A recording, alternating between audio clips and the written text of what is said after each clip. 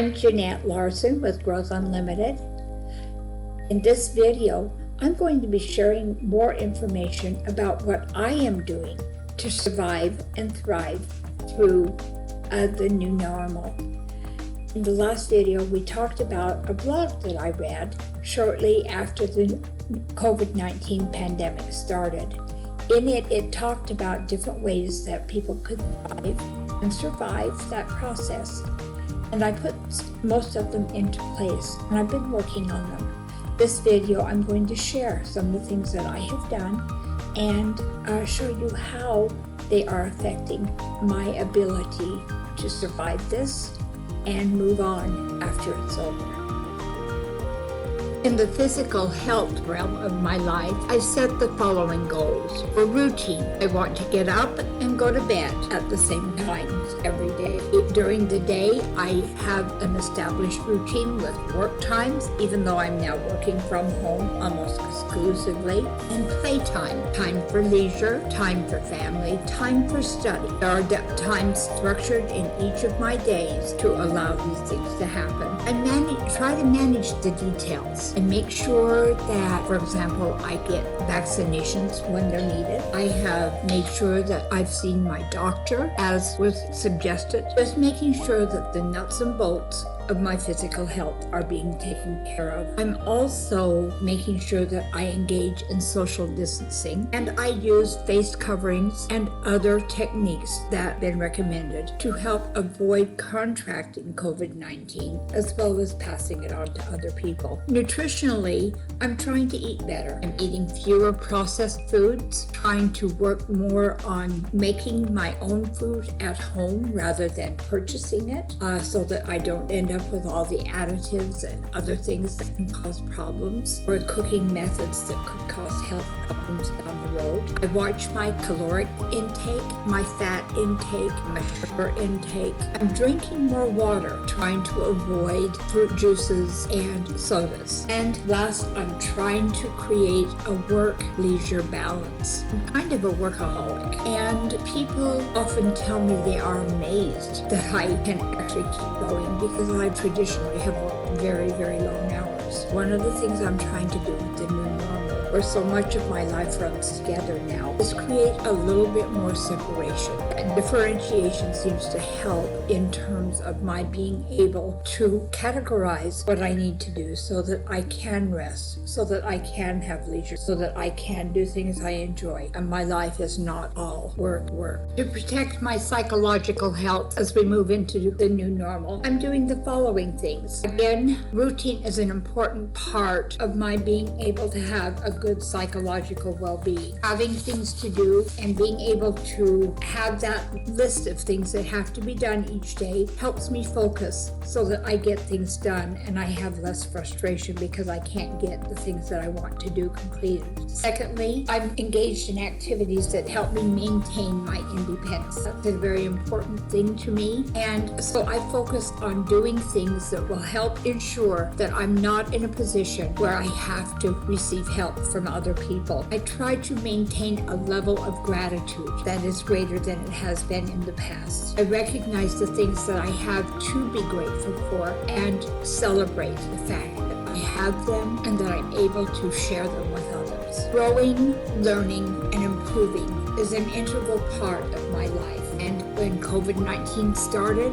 I began focusing even more heavily on personal development and learning new things. I regularly invest time and money and effort into achieving new skills and new knowledge. My focus is on improving each day, making my life better than it was the day before. Next, it's very important to me that I'm able to help others. But there are some caveats here because, and we're going to talk about this in just a moment, I believe that everyone has the responsibility to help themselves. And when I help somebody, I don't want to give a handout that is not going to help them help themselves. So when I am looking at help in terms of helping other people, I'm looking at a higher level of involvement than just handing somebody a $5 bill or giving them some food. And when I'm helping someone, I'm going to be looking for a way to help them so that the future for them can give them more of what they want to have as well. And this one leads me to the next one. That is a delicate balance with what I just talked about in terms of helping others, avoiding judgment. I also firmly believe everyone has the right to make their own choices, and that I do not have the right to choose whether what they are doing is wrong or right, because I'm not walking in their shoes. That being said, if something is going on that affects me directly that someone else does, and it flies against my values, it's very important to me that I make the decision to take control of my life and I remove myself from the situation. I don't have the right to judge other people for what they do, but I am also responsible for making sure that I live my values. Staying in the present is a key part of dealing with the crisis that we've been going through. I find myself drifting off to what things were prior to the new normal. I can get lost in that, and then nothing gets done. I just become more and more frustrated, and this negatively affects my psychological well-being. By the same token, if I live in the future all the time, thinking about what I want to have life become, I lose what I have now in the present. And so for me, focusing on today, right now, this moment, is the most important thing. That doesn't mean that I don't look to what is going to happen in the future. I have goals, and I'm working strongly toward those goals. And so there has to be a presence of mind about what I want to have happen in the future. But I have to balance that with what I do now is going to help me get there. So I can't live in the future. I have to live in the now and focus on what has to be done in this moment. And so staying in the present is a real challenge sometimes, but it's a challenge that's well worth engaging in, at least for me. And lastly, to ensure my psychological well-being, I work very, very hard to avoid extremes. I can get caught up emotionally in causes. And I also, like many other people I know, have a tendency to look for something new and different that occurs and jump on the bandwagon and get all excited. As I look back over what has happened in the last several years, I see several different cycles where this happens across the board, because this is not something that is just me doing this. I see other people doing the same thing. It seems like every time there's something new or novel that occurs, especially if it has a negative impact, people have a tendency to jump on the bandwagon and make it their cause. I am finding that for my life, I need to avoid those things, because when I jump on a bandwagon and get involved in a cause, I lose sight of what's really important to me. And so I try to stay in mid-range with things that have a tendency to be controversial, because that way I can keep my own values in focus. If something is important to me, a political situation or a societal problem, I do involve myself in those things, but I make sure that what I do is going to have the effect that I want it to have before I get involved in it. As an example of that, I believe very strongly in equality for all people. However, the actions that some groups of people have taken in terms of doing demonstrating or rioting to let the world know how upset they are about perceived inequalities that they have for people of color is not an effective way to handle it. It just creates more problems for everybody, and it doesn't solve the problem. I would rather work on a level where I can actually start reaching the people who have the power to make changes in a way that will hold those people accountable with what I expect them to do, rather than by victimizing other people in society. And that's what I mean by effective use of that time. These are the things that I do to work with my psychological well-being. I change on a daily basis, because in this fast-moving time of the new normal coming into play, changes have to be made. And so flexibility is a huge part of being able to make this happen. And that's a piece of my psychological well-being as well. When I'm looking at what I'm doing about my relational well-being in order to survive and thrive through COVID-19, several things come to mind. First and most importantly is my connection with God. My relationship with my Father in heaven heaven is a critical part of my life. It is a constant thing. I do not just pray morning and night. Prayer is in my heart every step of the way that I travel through the day. During this crisis, we have not been able to attend church. That has created a real hardship for me, not because of the social connections that come with being part of a church congregation, but because I find a sense of peace and purpose in being able to attend religious meetings and learn more of the gospel. To counteract that, I have spent more time in personal study of the scriptures and reading good books. I have talked to people in my church and have maintained a contact with them. I have provided service to these people outside of our congregation. In terms of relational well-being, maintaining my independence is an important part of it too. My relationships with other people are based on my values, my beliefs, my feelings. The presentation that I make to other people, I want to be very, very stable. I want people to know that I have high integrity, that I can be trusted. They can expect to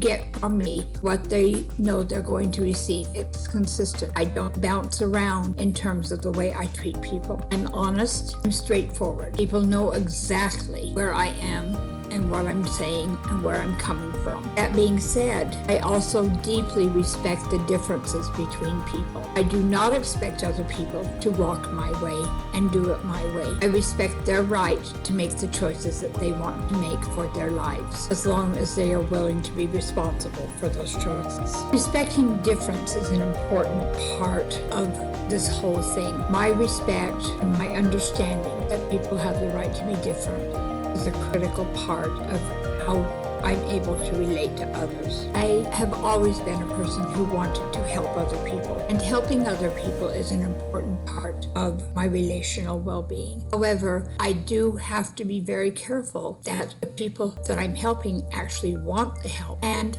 I also, for my values, hold those people responsible for helping themselves. I am not against giving someone a hand up. I am against giving someone a hand out. And leading to the next one, that also creates a slippery slope for me, because avoiding judgment is a very strong part of how I relate to other people. I don't make judgments about people based on things that they cannot control. If I have a concern with somebody and I feel like I'm making a judgment, I try to make sure that that judgment is based on the actions of that person, not on things that they cannot control. I also don't hold grudges. I'm straightforward. When something is wrong, I will let the person know what's wrong and why it's wrong for me. I invite them to make a change, but if they choose not to make that change, that's their choice. It is their life. They control it. I control my life. If something happens in a relationship with someone else that I don't like, I will disengage from the relationship until the situation is better. I don't have the right to demand that somebody else do something that I want them to do. I do have the responsibility to take the self-control necessary to make things work the way I want them to. And that really ties into the last one here, maintaining my values. If I'm not able to look myself in the mirror and say that I have been honest, I have been non-judgmental, I have been effective, and I have been helpful, then I am not dealing well with my relational well-being. While addressing the fourth area described in the blog as the way to survive and thrive with the new normal, I looked at my financial well-being. I decided that the best way to deal with having a good financial future when this passes by is to plan ahead. Planning ahead and looking what's coming up in your life allows you to make the adjustments in what you're doing in your life in order to meet those needs that are coming. That being said, you do need to stay in the present as you are working with your financial situation as well. So having an eye to the future is always a good idea. But staying in the present and working with what is now is the way to avoid having a total, complete meltdown. You need to be able to maintain flexibility, and this is something that I learned in the process myself too. I learned I cannot set a budget and then make that set in stone. I have to have, especially in today's normal, I have to be able to be flexible and make adjustments within the framework, the total framework of the budget as needed. Creating and managing that budget is critical. The creation of the budget holds you accountable for what's going on with your money. Managing it allows you to work within the framework that you have set for yourself to make things work, even when changes occur. Staying in the present is also a critical part of this. I can't have a tomorrow if I don't take care of today. Using good judgment in terms of how you spend your money is an important part of the process as well. Knowing the difference between wants and needs and being able to address them appropriately is very important if you want to thrive past the new normal beginning. And last but not least, by any means, I have discovered that focusing on the quality of life that I want to have within my financial framework is very important. Because I have a tendency to jump on bandwagons when something new and novel comes along, I've had to learn that I need to step back and take a look at it. Because oftentimes I know when I started looking at living frugally, the way popular media talks about frugality now, I went overboard. I started denying myself things that I needed to maintain good health and good happiness. I also denied myself things that would provide just basic satisfaction and comfort. That is not frugal, not in my book, because the suffering that is wrought by that kind of behavior counteracts any benefit that you might have by saving a few pennies. Another piece of my value system is I want to be independent. And one of the things that always bothered me